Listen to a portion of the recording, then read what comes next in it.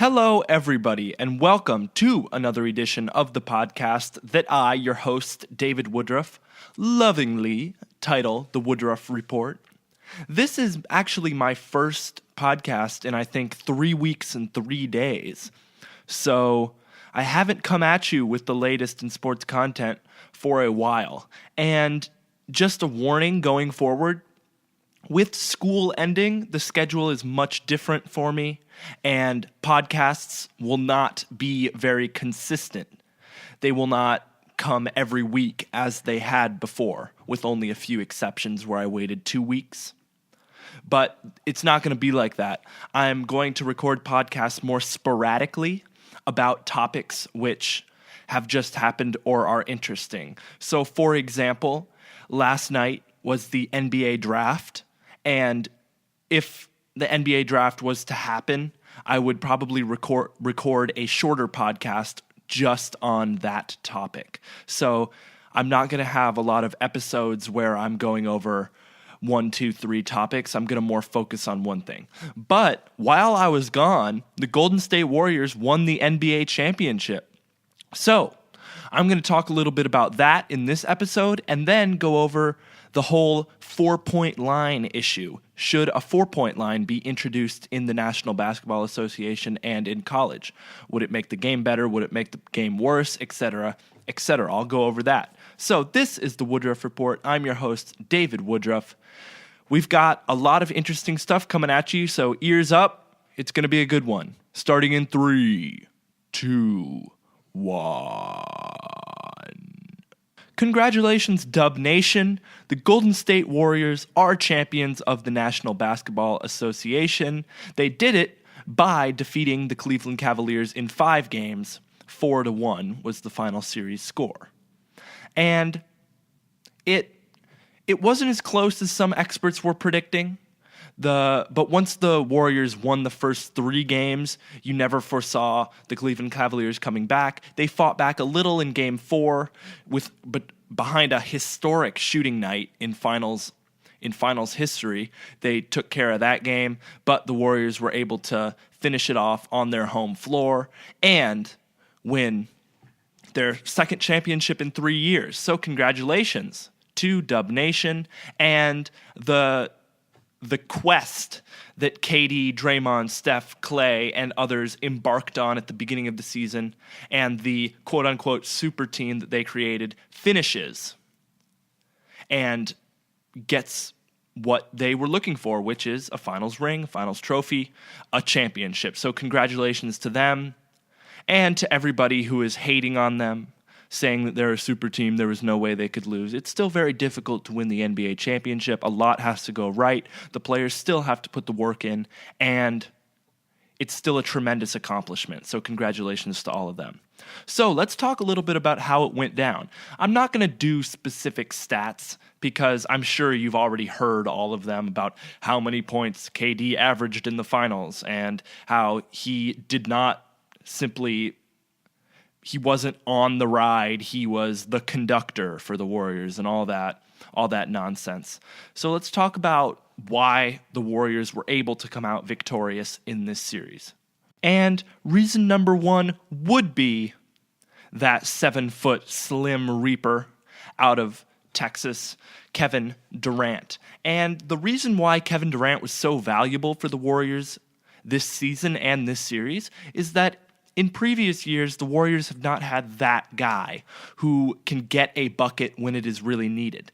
When the opposing team is on an 8-0 run and the Warriors need a bucket to kind of stem an opposing team's run, cut it off, or when they need to put a team away, get an 11-point lead up to a 13-point lead and break their will.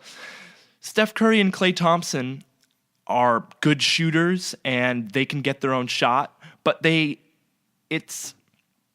not really a Kevin Durant, LeBron James, Kyrie Irving type player that can just go down the field and break another team's will.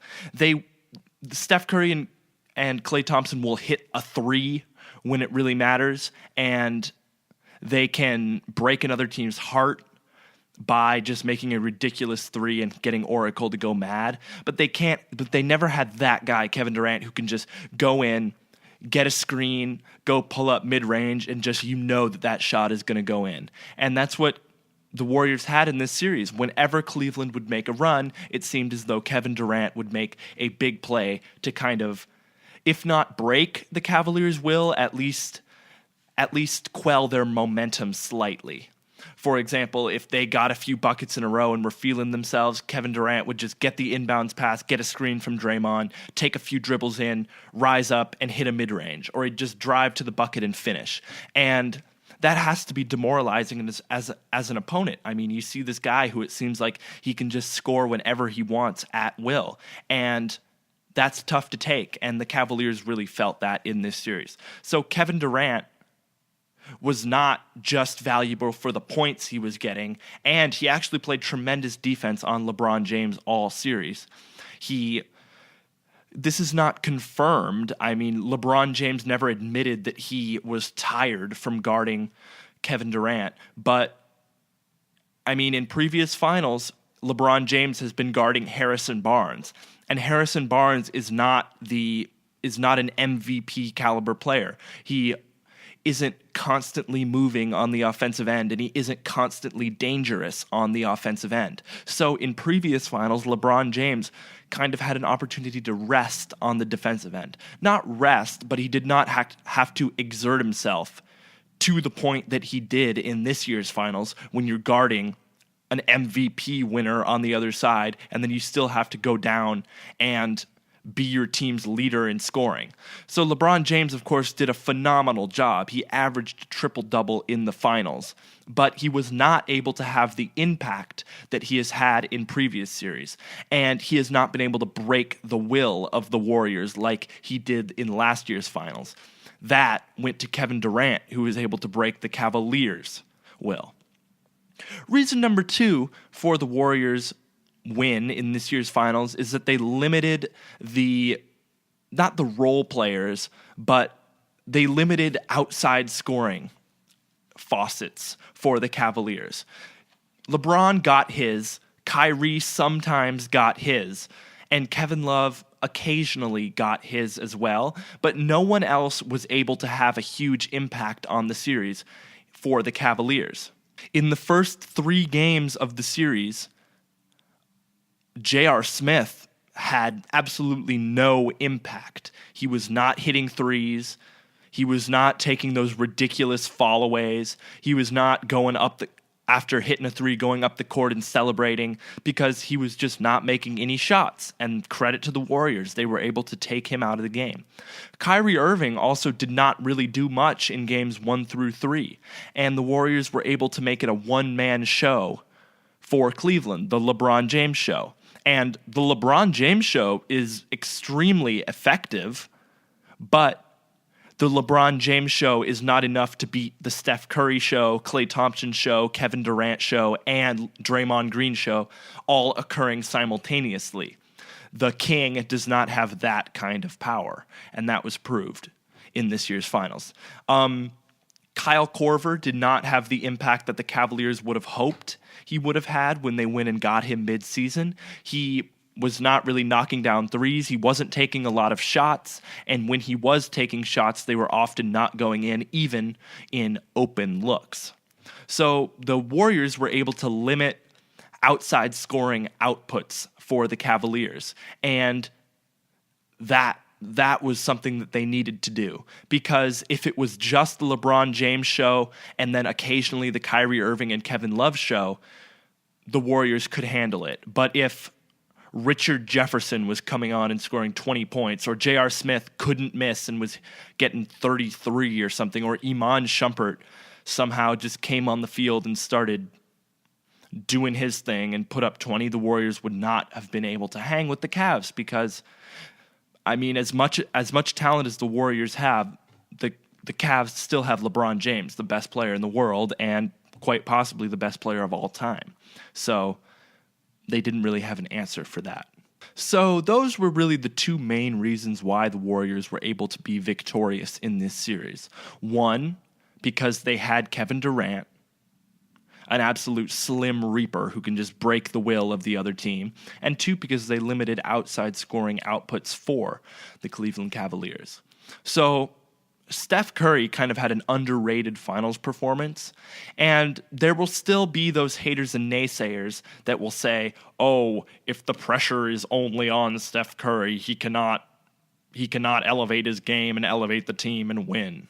And they will say because he had Kevin Durant on his team, he did not really feel the pressure that he had in previous finals when he, you could say, quote unquote, buckled under the finals pressure. You could say that the pressure was really on KD with all the people who were insisting that if he leave Oklahoma City, he must get a finals victory, or were just already saying he betrayed the Oklahoma City Thunder and can never redeem himself in their eyes. The pressure was on Kevin Durant, so Steph Curry could play more free, easy, calm, and Steph Curry had a wonderful finals. I mean, he played great, hitting threes, dishing out assists, dribbling, getting to the hoop.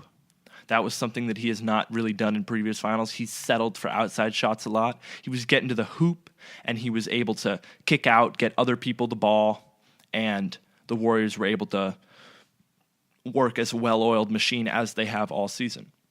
Klay Thompson did not really have the playoff run that he would have wanted, but he played stifling defense on Kyrie Irving all series long. I mean, I've only been on this earth for 16 years, but I've never seen a better ball handler than Kyrie Irving. And the way Klay Thompson was able to move his feet and contest Kyrie's shots and make him pass the ball, that was huge. And a big reason why Kyrie did not have a huge impact on this series is because Klay Thompson was working his butt off all series long, every possession, not taking any possessions off, and getting in Kyrie's face, playing good defense on him, and ultimately limiting him. Kevin Durant, I already talked about, had a tremendous series. Draymond Green had his usual great defensive performances, and he was hitting a few threes here and there. He played extremely well. Him and LeBron James actually got into this weird kind of diss thing after the finals. So you've probably heard about this, but Draymond wore a Quickie t-shirt, to which LeBron James said that's what she said, to which Draymond Green talked about how LeBron James started the whole super team thing. It was basically, imagine the pettiest situation that you can imagine and then like multiply it by 4.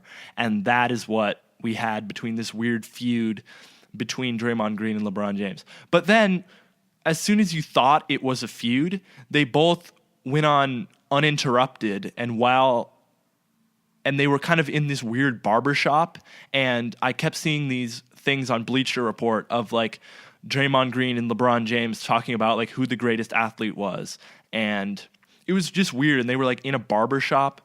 It's kind of hard for me to explain, but you thought they were in a feud, and then they kind of weren't. So I got sidetracked, obviously, because this was just such a weird, petty situation.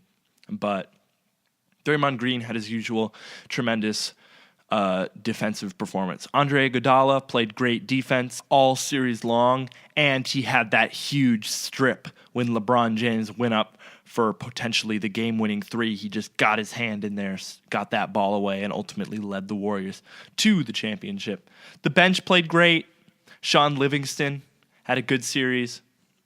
And it was just great to see those young guys, Ian Clark, Patrick McCaw, getting some finals playing time and playing pretty well, because they are the future. They're what we're going to get when Steph Curry is old, when Klay Thompson isn't at the peak of his powers anymore. We're going to have the Ian Clark, Patrick McCaw, the next gen, and it's great to see those guys getting experience in those high-pressure situations. So that's the finals. Warriors win the series 4-1, put to bed all the stupid 3-1 jokes.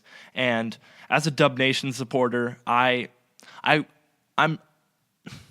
it's kind of hard for me to say, but this title win I didn't celebrate as much as I did for the first one. Just because when you win a championship, it's hard to get as excited when you win another one in close proximity. I mean, the San Francisco Giants was the same thing. When they won in 2010, everyone went crazy. And then the celebrations kind of died down a little bit because it's happened before. It's not as new. It's not as exciting.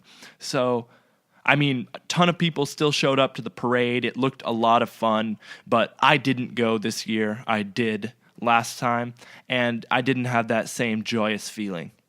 Not because Kevin Durant was on the team, but just because it was their second win in 3 years, and it's hard to get as excited. So I do want to briefly talk about the whole 4-point line issue. What would happen if the NBA added a 4-point line? And I actually would be a supporter of the 4-point line. I think it would make the game a whole lot more interesting. It would spread the floor even more, because now if you have a guy who can shoot the 4-point ball, you're going to have to guard him even higher up the court, and someone's going to go set a screen higher up the court, and it's going to space the floor more. And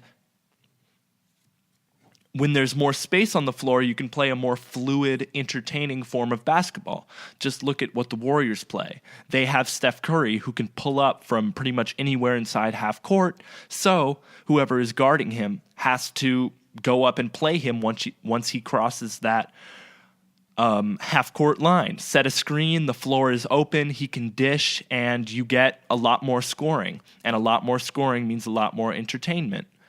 I do think that the NBA would have to tweak the rules a little bit, because it seems as though if there were players who could really hit the 4-point ball, it would be almost impossible to defend this new form of basketball.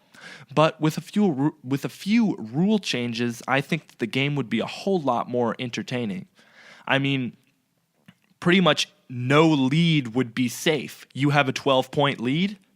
Oh, I just hit a 4-point bucket. Now your lead is 8 into single digits, just like that.